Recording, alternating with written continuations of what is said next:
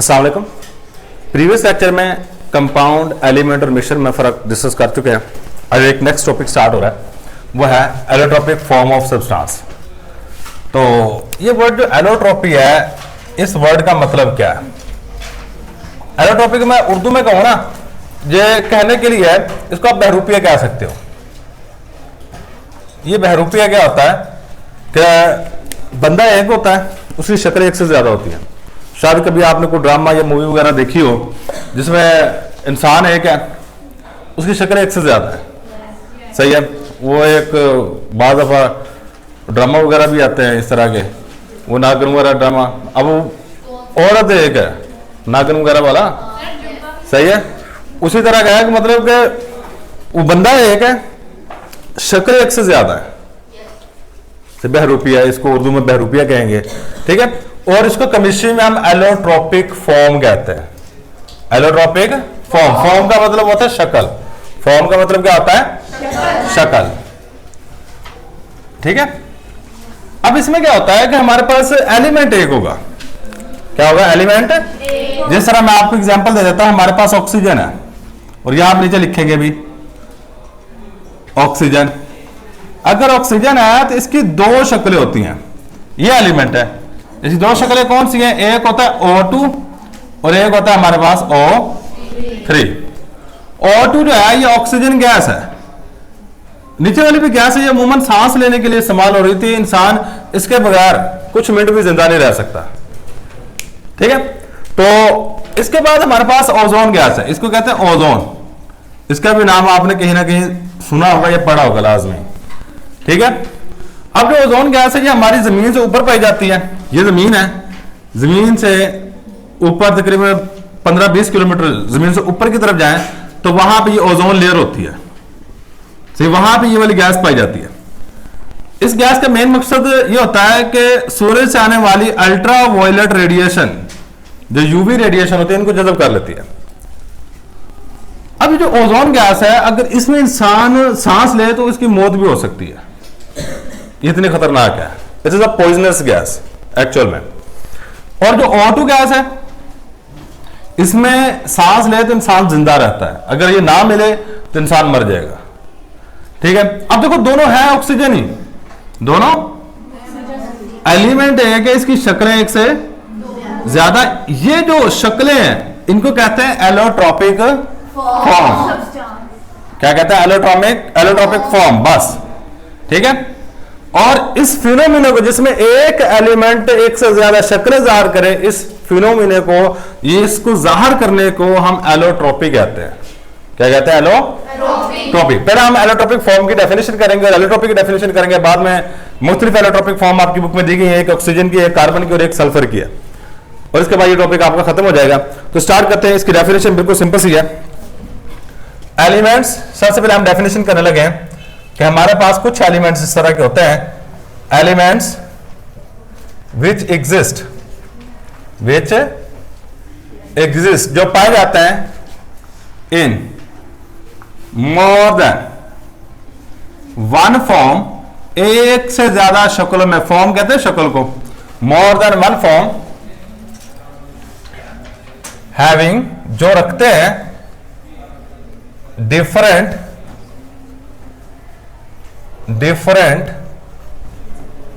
Physical properties,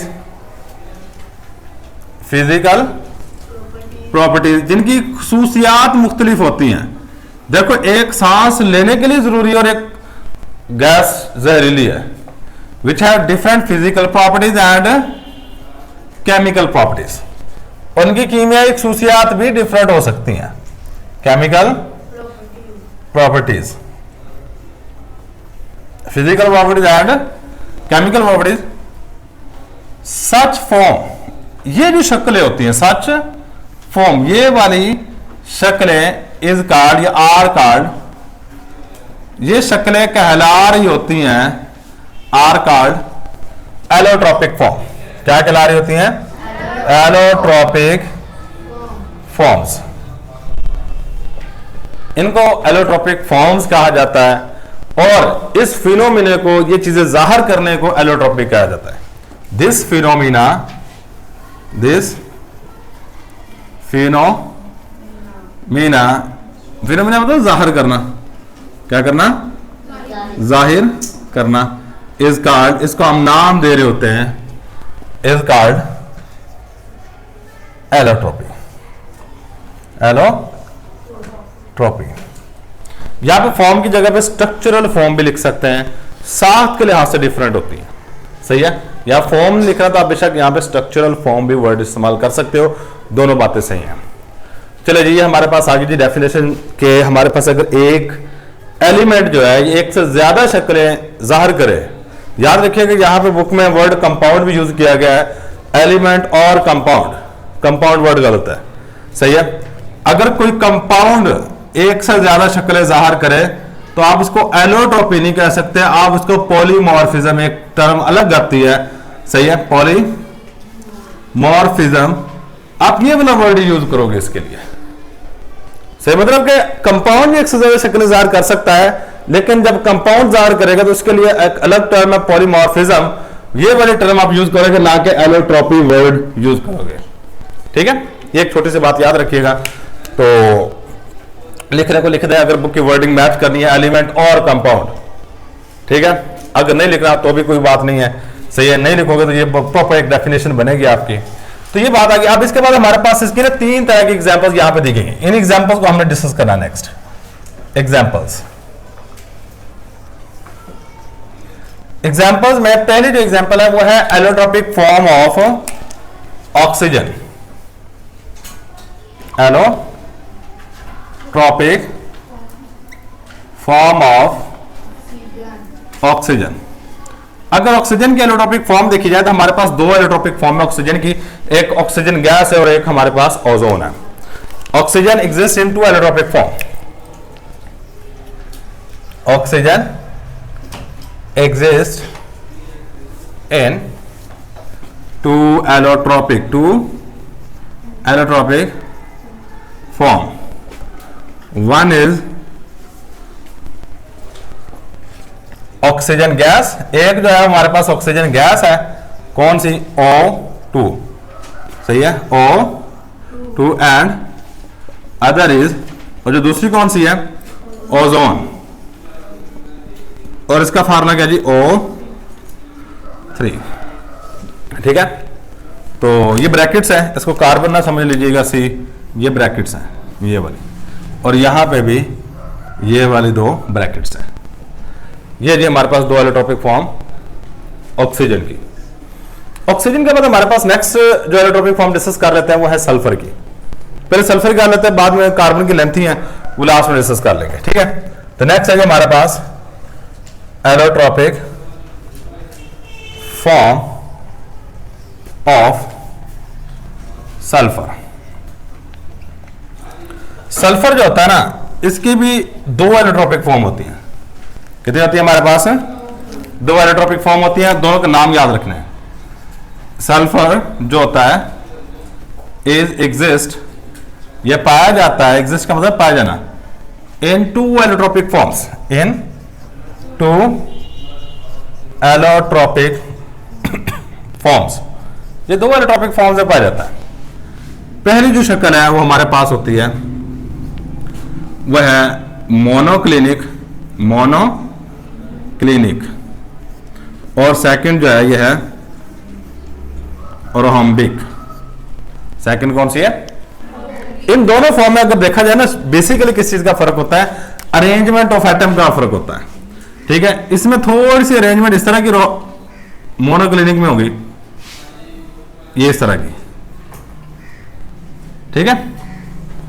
और जो रोहम्बिक होता है इसमें थोड़ी सी अरेंजमेंट इस तरह की होती है, ये थोड़ा ज्यादा टेढ़े हो जाता है एटम, एटम यहां पे जुड़े होते हैं इस तरह, एस सेट इसका फार्मूला होता है, 8 एटम जुड़े होते हैं इस तरह, ठीक है। और जो रोहम्बिक होती है ये बनाने की जरूरत नहीं है, ये वैसे समझाने के लिए बता रहा हूं कि ये बेसिकली शक्लों के नाम है, ये इस तरह की होती है, थोड़ी सी थोड़ा टेढ़ा हो जाती है और ज्यादा, ठीक है। एक मोनोक्लिनिक है और एक हमारे पास क्या है जी, रोहम्बिक है, ठीक है। तो नाम याद रखना है, बाकी शक्ल वगैरह बनाने की जरूरत नहीं है। तो अब इसके बाद आज नेक्स्ट हमारे पास एलोट्रोपिक फॉर्म ऑफ कार्बन, जिसको आपकी बुक ने मेनली फोकस किया गया है। तो नेक्स्ट हेडिंग दे दो, allotropic form of allotropic form of carbon. जो कार्बन है ना, ये मुख्तलिफ एलोट्रोपिक फॉर्म में एग्जिस्ट कर रहा होता है। Carbon exist in various allotropic forms, और मैं कुछ यहां पे डिस्कस की गई हैं। कार्बन एग्जिस्ट इन डिफरेंट, ये मुख्तलिफ एलोट्रोपिक फॉर्म। सही, जिनमें कुछ यहां पे डिस्कस करने लगे हैं। सबसे पहला जो कार्बन एटम की फॉर्म है वो है डायमंड। वो क्या है हमारे पास? डायमंड। डायमंड को आम जुबान में हीरा कहते हैं। तो ये हमारे पास डायमंड। डायमंड किस तरह होता है, इसमें कार्बन एटम कैसे जुड़े होते हैं, जरा इसको गौर कीजिएगा। इसमें क्या होता है, जो कार्बन एटम होता है ना, इस तरह जुड़े होते हैं, होते सारे कार्बन एटम ही। डायमंड याद रखिएगा, ये किसके मिलने से बना है? टोटली 100% कार्बन एटम के मिलने से बना हुआ है। ठीक है, इसमें अगर डायमंड के स्ट्रक्चर में बताऊं तो कुछ इस तरह कार्बन एटम जुड़े, एक एटम, ये दूसरा एटम, ये तीसरा एटम, ये चौथा एटम, ये पांचवा एटम। ठीक है, फिर इस तरह नेक्स्ट, ये फिर आगे इस तरह नेक्स्ट जुड़ा होता है, फिर ये आगे ये जुड़ा होता है, फिर आगे इस तरह जुड़ा होता है, फिर आगे ये वाला।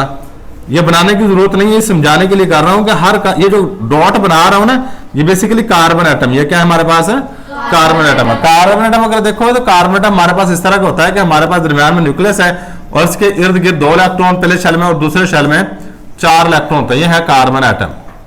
सही है, बेसिकली एक डॉट इस एटम को रिप्रेजेंट कर रहा है। ठीक है, तो आगे फिर ये मजीद काम चलता रहता है, ये आगे मजीद इसके साथ इस तरह जुड़ेगा, ये मजीद इसके साथ इस तरह जुड़ेगा। ठीक है, मतलब ये काम आगे से आगे ये कंटिन्यू रहता है। क्या रहता है? कंटिन्यू रहता है। और हमारे पास इस तरह की स्ट्रक्चर से बन जाती है, और ये स्ट्रक्चर जो बन रही होती है ये हमारे पास कहला रही होती है डायमंड। क्या कहला रही होती है?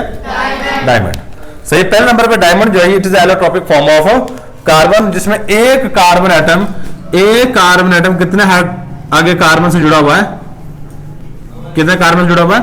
4 कार्बन से जुड़ा होता है। तो पहले नंबर हम ये बात लिखेंगे, diamond is allotropic form of,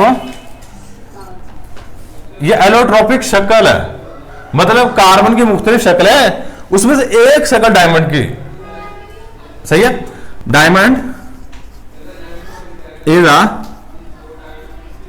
allotropic form of carbon. ये कार्बन की क्या है जी, हमारे पास एलोट्रोपिक शक्ल है।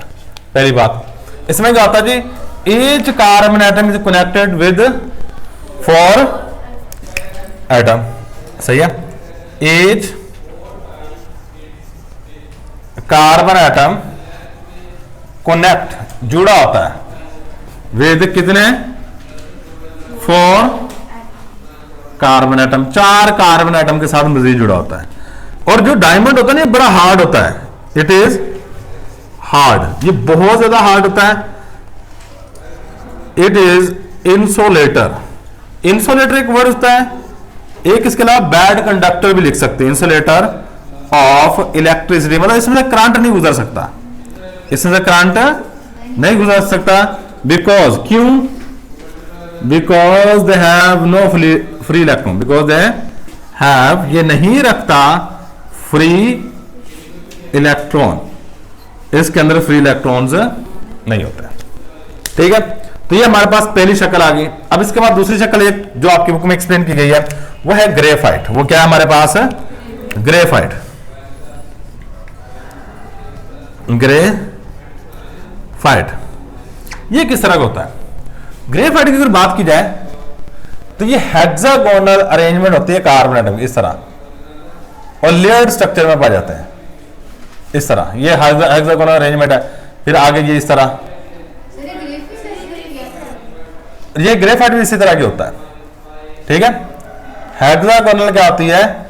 अरेंजमेंट होती है, 6 कोने होते हैं, लेयर्ड स्ट्रक्चर में पाया जाता है। सही है, और जो ग्रेफाइट है ये मतलब एक इस तरह की चीज नहीं जो हमारी जिंदगी में एग्जिस्ट नहीं करती।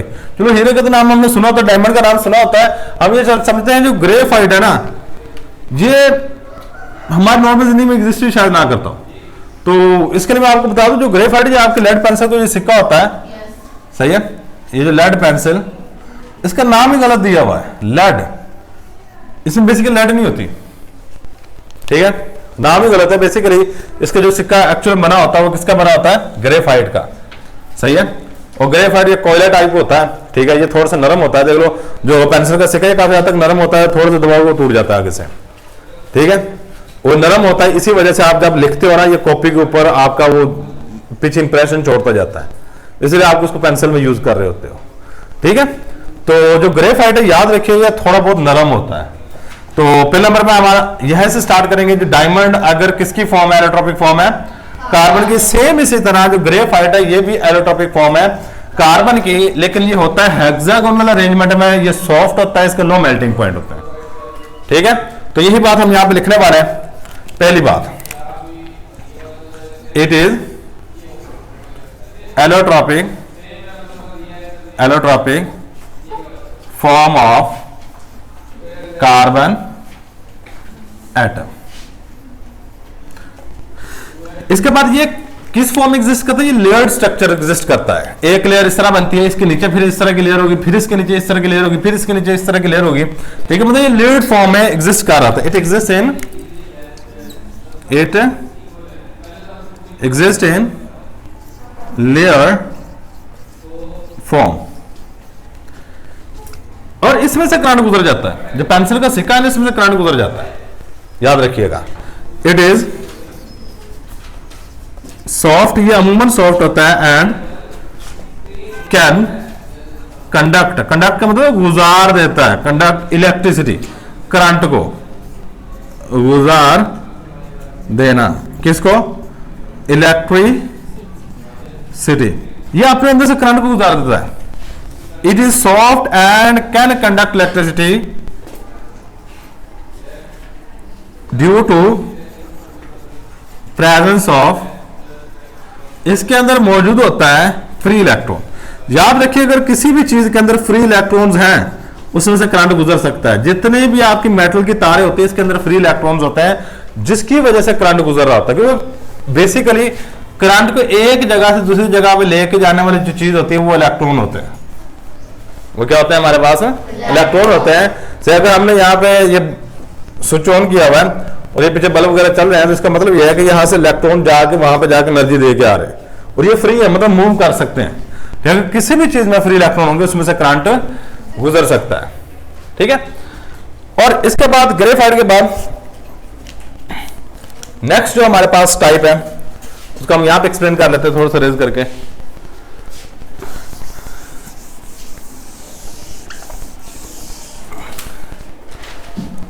यह है बक, BUCK, मिन्स्टर, MINS, फ्लोरीन,